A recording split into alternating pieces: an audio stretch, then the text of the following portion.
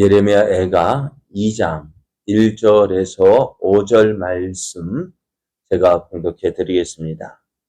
슬프다. 주께서 어찌 그리 진노하사 딸 시온을 구름으로 덮으셨는가. 이스라엘의 아름다움을 하늘에서 땅에 던지셨으며 그의 진노의 날에 그의 발판을 기억하지 아니하셨도다. 주께서 야곱의 모든 거처들을 삼키시고 국률이 여기지 아니하셨으며 노아사 딸 유다의 견고한 성체들을 허물어 땅에 엎으시고 나라와 그 지도자들을 욕되게 하셨도다. 맹렬한 진노로 이스라엘의 모든 뿔을 자르셨음이여 원수 앞에서 그의 오른손을 뒤로 거두어 들이시고 맹렬한 불이 사방으로 불사름같이 야곱을 불사르셨도다. 원수같이 그의 팔을 당기고 대적처럼 그의 오른손을 들고 서서 눈에 드는 아름다운 모든 사람을 죽이셨음이여 딸 시온의 장막에 그의 노를 불처럼 쏟으셨도다. 주께서 원수같이 되어 이스라엘을 삼키셨음이여 그 모든 궁궐들을 삼키셨고 견고한 성들을 무너뜨리사 딸 유다의 근심과 애통을 더하셨도다. 아멘. 할렐루야. 우리를 사랑하시는 하나님의 크신 사랑이 충만한 아침입니다. 오늘도 우리를 사랑하시는 하나님의 크신 사랑 안에서 하나님을 더욱 기쁘시게 함으로 하나님의 살아계심을 나타내는 복된 날 되기를 예수님의 이름으로 축복합니다. 오늘 우리에게 주신 하나님 말씀을 통해서 하나님의 진노는 무섭습니다. 하나님의 진노는 무섭습니다. 이런 제목으로 하나님 말씀을 증거하겠습니다.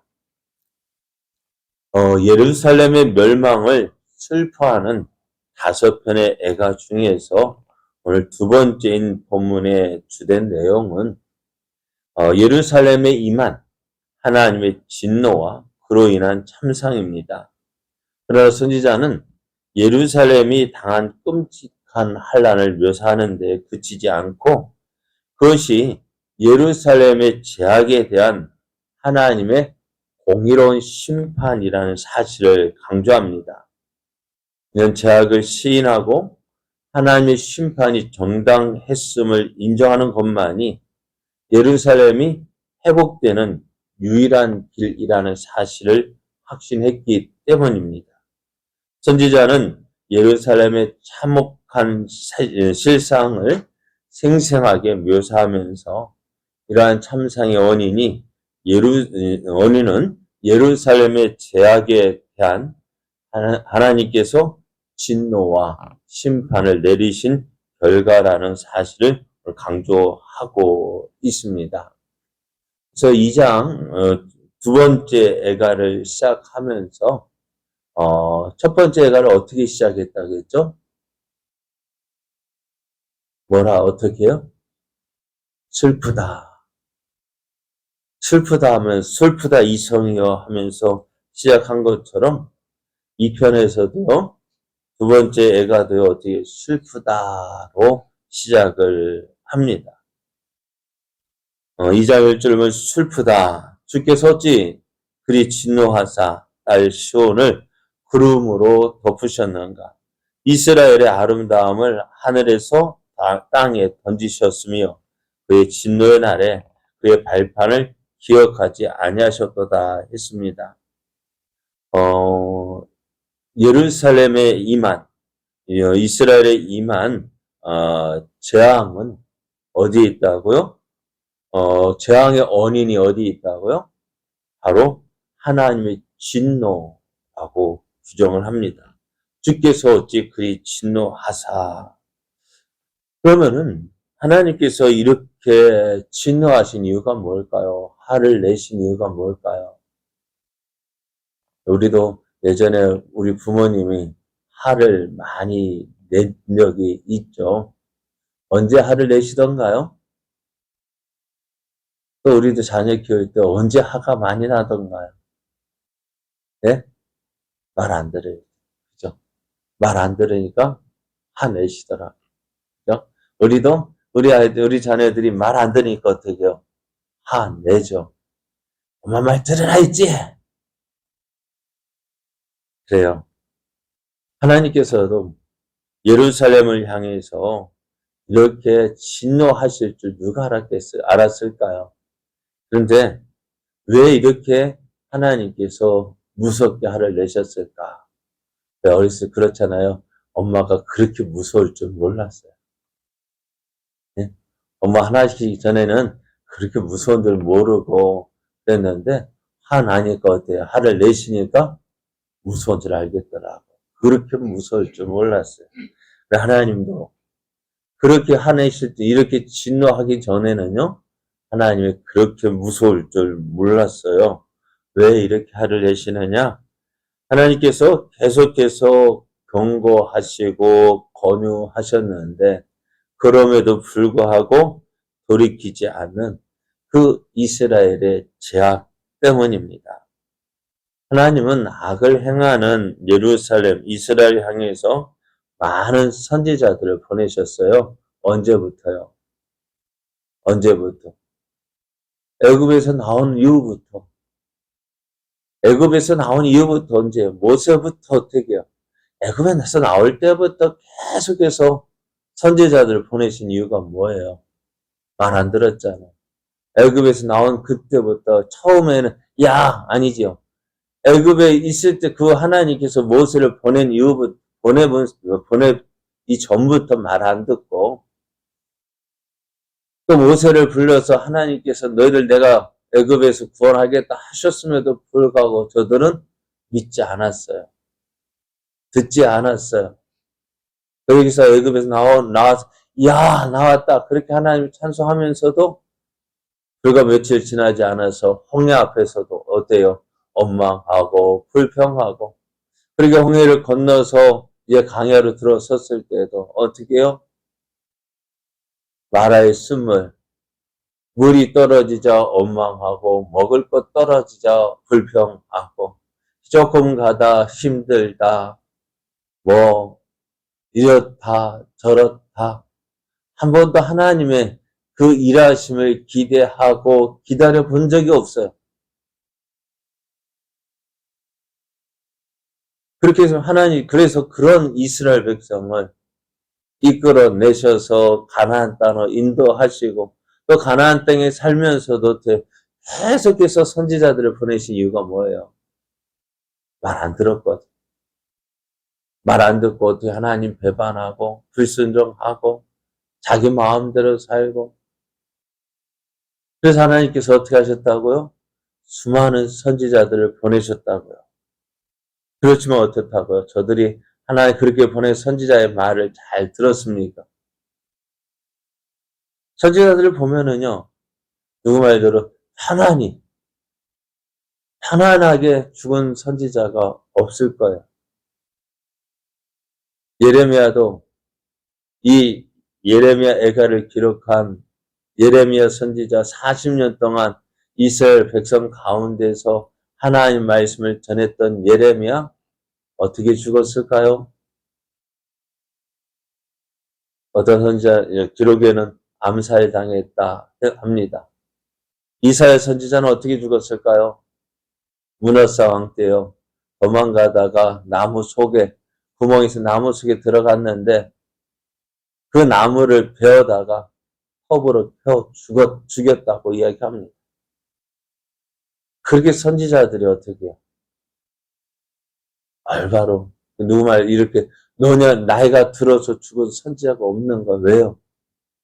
그렇게 어떻게 해요? 불순종했어요.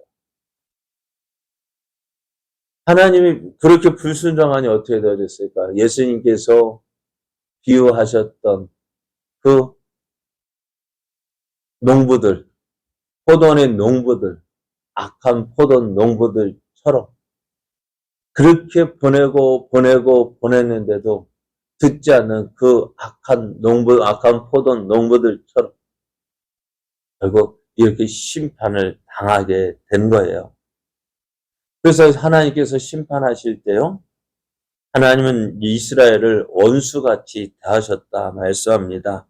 2절, 3절을 보면은 주께서 야곱의 모든 거처들을 삼키시고 국률이 여기지 아니하셨으며 노아사 딸 유다의 견고한 성체들 허물어 땅에 엎으시고 나라와 그 지도자들 욕되게 하셨도다. 맹렬한 진도로 이스라엘의 모든 뿔을 자르셨으며 원수 앞에서 그의 오른손을 뒤로 거두어 들이시고 맹렬한 불이 사방으로 불사름같이 야곱을 불사르셨도다 합니다. 하나님 유다의 모든 거처들, 유다에는요 성 없이 그 들판에 평화롭게 지내는 지역도 있었고요. 어떤 곳들은 성벽을 쌓아서 그 성 안에 거하는 곳들도 있었는데요. 유다의 모든 거처들, 성 없이 지내던 성 마을도 또 성을 거처했던 견고한 성들도요. 바벨론의 군대의 말발굽 아래 짓밟혀서 다 무너뜨리시고요. 하나님이 심판이 혹독했다는 사실은 유다의 견고한 성읍들마저 바벨론 군대의 공격 앞에 완전히 무너져 내렸다는 사실에서도 잘 나타났습니다. 왜 이러셨을까? 예수님께서 십자가를 지셨을 때요. 엘리 엘리 라마 사박다니 나의 하나님 어찌하여 나를 버리셨나이까 하는 그 고백처럼 어느 누구도 그러니까 그렇게 예수님이 하나님 하늘을 위해서 간절히 기도해도 하나님 어떻게 하셔요? 아무런 대답도 안 하셔요. 응답하지 않으셔요. 뭐만 있을까요? 십자가의 고통만이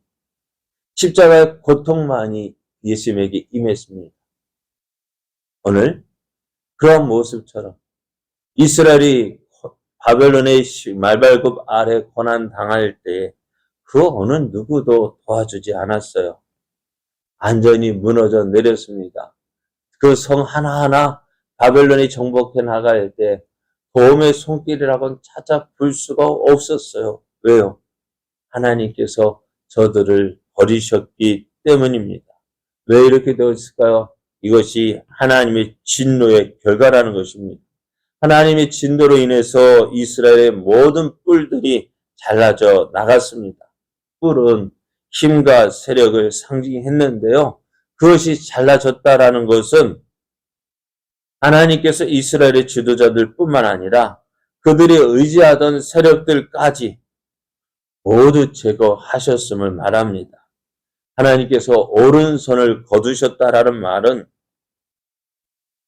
바벨론의 공격이 극심했음에도 불구하고 전혀 돕지 않으셨다는 말이에요. 그 결과가 어떻게 했을까요? 넓은 벌판에서 맹렬한 불길이 바람을 타고 사방으로 번져 나가듯이 바벨론 군대의 그 맹렬한 공격 앞에 유다는 여지없이 무너져 내렸습니다. 이 하나님은 이제 더 이상 이스라엘의 보호자나 구원자가 아니었습니다. 오히려 하나님은 이스라엘의 원수와 대적이 되셨어요.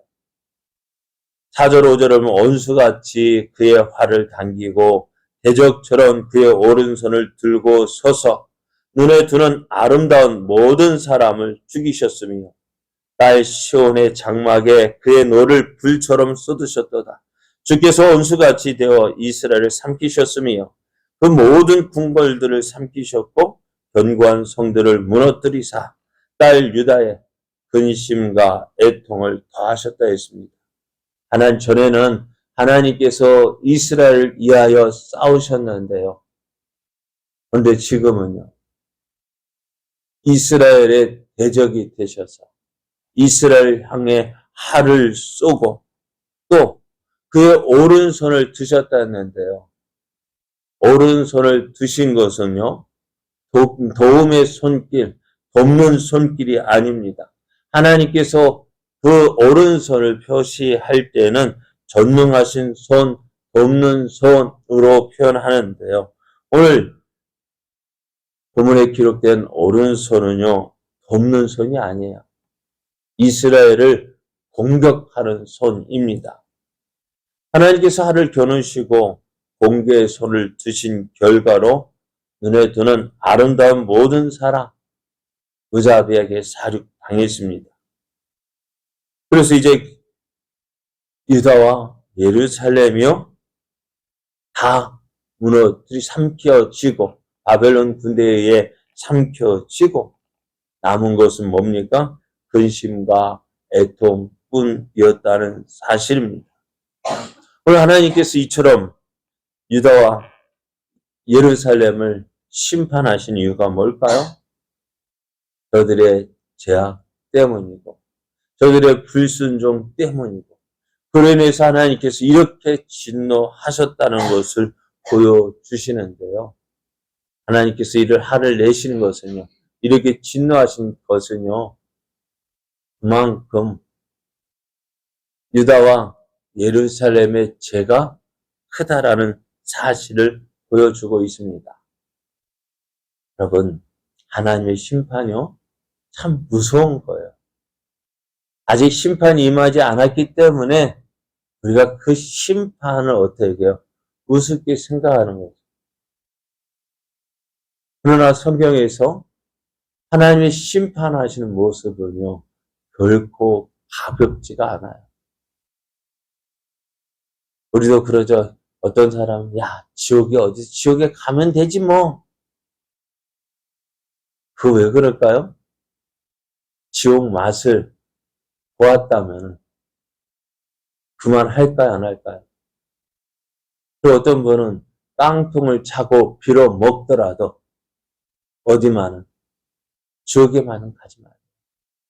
왜 그럴까요? 지옥이라는 것이요. 그렇게 힘들고 어렵고 고통스럽고 괴로운 것이에요. 그런데 그 맛을 모르니까 어떨까요? 아직껏 뭐 여러분 결코 받지 말아야 될 것이 바로 이런 하나님의 심판이라는 사실입니다. 오늘 하나님께서 유다와 예루살렘에 보여주신 이 심판 왜요? 하나님의 진노로 인해서 이 심판이 임했는데요. 그 심판이요? 어떻다고요? 결코 가벼운 것이 아닙니다. 그 심판의 모습을 그렇게 경고하셨지만 유다는 듣지 않았습니다. 결국 그 하나님의 심판을 받아서 하나님의 진노케 한 결과가 바로 이렇다는 사실을 보여주면서 오늘 우리는 우리에게 말씀합니다.